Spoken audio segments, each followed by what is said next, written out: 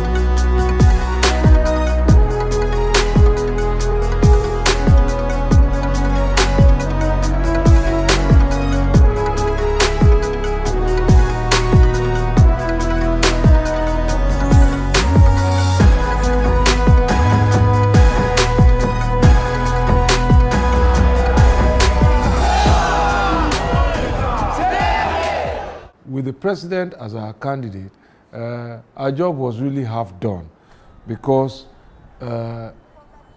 he had an electoral base, a base he has kept for a long time. And therefore, those people were the people who you needed to turn out rather than to persuade. You knew that they were going to vote Buhari and they were going to vote APC. Not just his candidacy, but his base and his electoral track record, but also in his own commitment. And if you look at what he did in 49 days, essentially traversing 36 states. Some people were suggesting to him that he should just do some states, but he said, no, I'm going all the 36 states. Anybody who doesn't have the strength should stay behind at home. He's a leader that brings to the table what is absent within an electoral process hitherto in Nigeria. He is a man of integrity. When you say integrity is on, I would say, daily implementation. He doesn't pay lip service to that. Nigeria as a country needs that because we find ourselves, sometimes our moral compasses are skewed. Younger generation are not able to understand what is right and wrong, the difference between personal interest and the interest of the nation. So he is what we need now as we transition into a stronger democracy.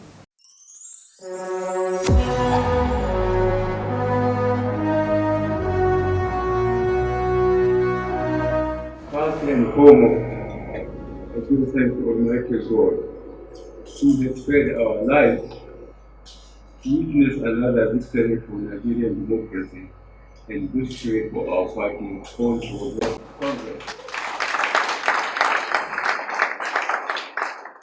I thank the millions of Nigerians who voted to re-elect me as your president for the next 4 years. The new administration will intensify its efforts in security, restructuring the economy, and fighting corruption. I thank you for your support, and may God bless the Federal Republic of Nigeria.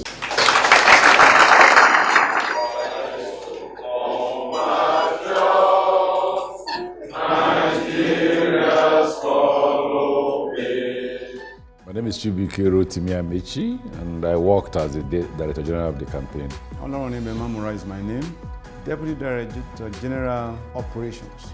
My name is Adamu Adamu, the Secretary to the Presidential Campaign Council. Babatunde Fashola, Minister of Power, Works and Housing, Director in charge of the Election Planning and Monitoring Directorate. Nuhu Ribadu, I was the Director in charge of field operations. Well, my name is Ismail Ahmed. I was the Deputy Director in charge of Youth Directorate. My name is Hadiza Bala Usman, the Director of Contact and Mobilization of the 2019 Presidential Campaign Council of the All Progressives Congress. Well, we were the better team, without a doubt, and I said that many times. I didn't see how the opposition, that team, could beat us, really, with all due respect to them.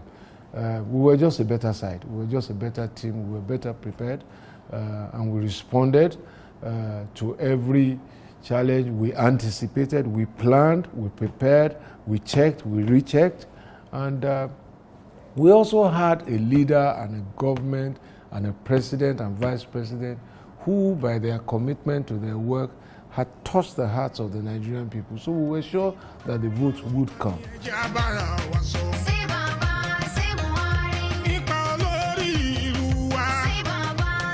The broom, which is the symbol of the APC today, was ACN most visible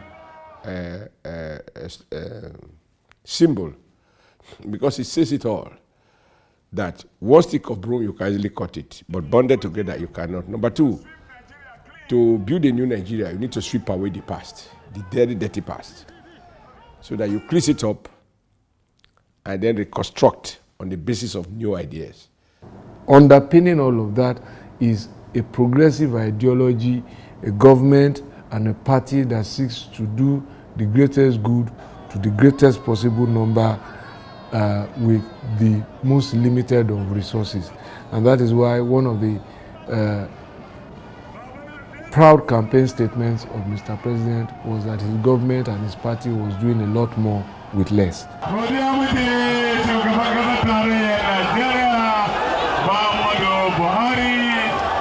There was a campaign council chaired by the president and numerous other persons were involved.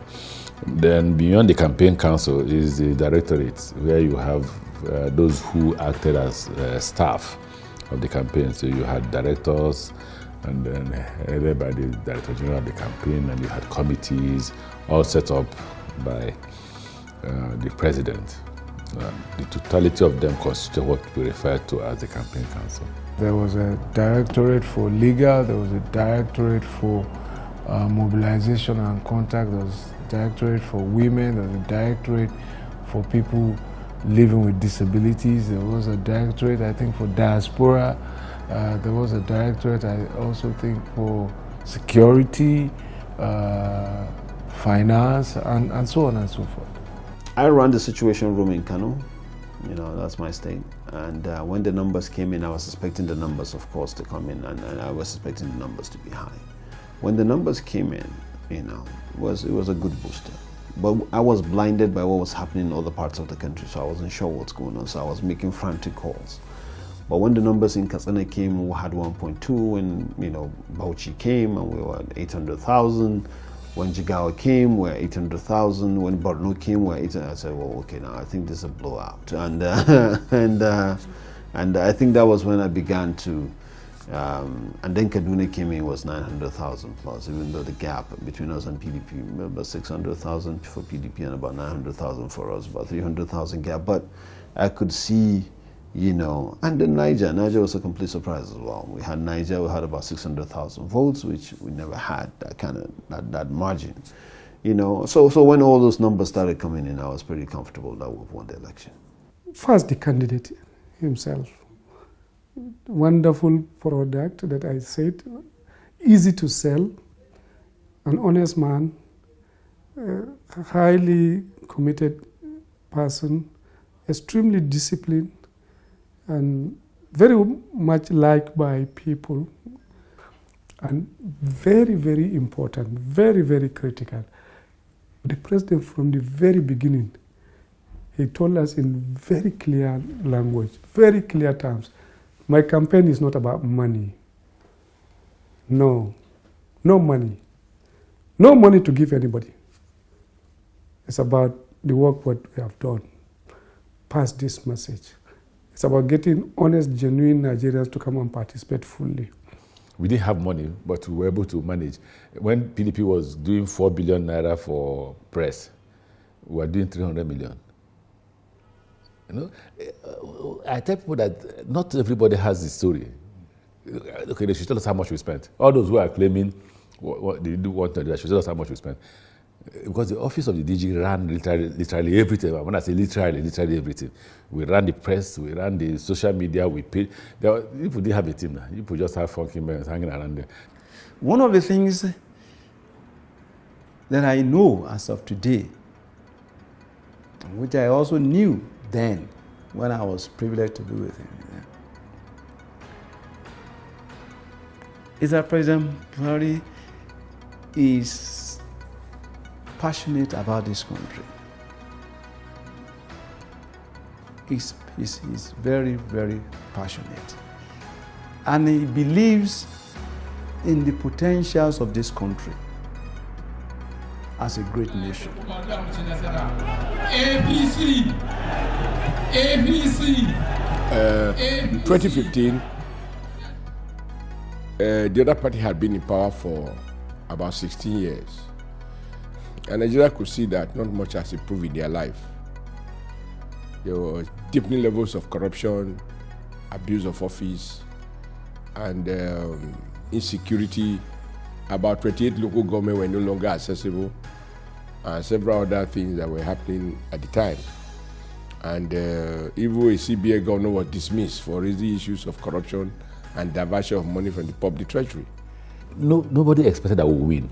It was the first time in the history of Nigeria that you were transferring power from the government in power to the opposition. They never knew the opposition never knew they would win. And there were so many factors involved. Everybody is claiming glory after God. I did it. But it doesn't really matter. What mattered was that at that time, a lot of us were more determined. It is now history that for the first time in Nigeria, you had about 4 parties coming together to form, not to form alliance, but to dissolve themselves and merge to form one mega party, which is now the All Progressive Congress. It was quite, I'll say, an interesting time in our democracy for us to have that. And 2019 we were in office, so it was more to do with what have you done. 2015 is what are you going to do.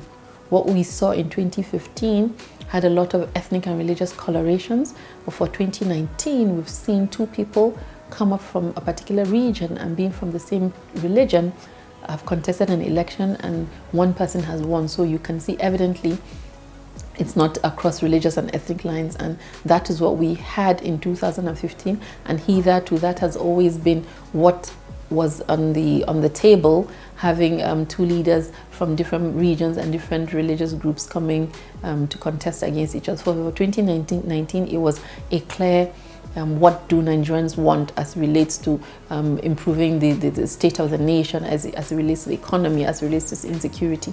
I recall that some people were banking on a 20-year cycle change for Nigeria, but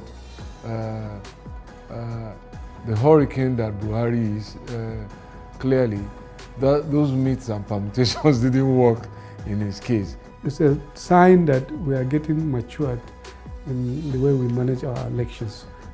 I believe that the next ones will even be better than 2019. So far, it looks like nobody, I don't think anyone, including even the opposition, are coming to say, never, we will never agree or we will never allow it. Even those who have lost, and both sides have lost. The ruling party also lost very critical seats, a lot of it. And people are just waiting for the court, the judiciary, the justice process to run its course. But there is a general satisfaction that it's a massive improvement in what we have had in the past. We may say we are not where we should be. Yes, we are not. I would say yes as well. We are not. But we shouldn't condemn ourselves outrightly. We can do better, yes. Democracy is not a destination. Democracy is a process. It's a process that is self-refining on its own. This nation must sustain the democratic culture that has already been established. But another thing is the parties must also start doing internal democracy. Without that democracy at the lower level, this one will be meaningless.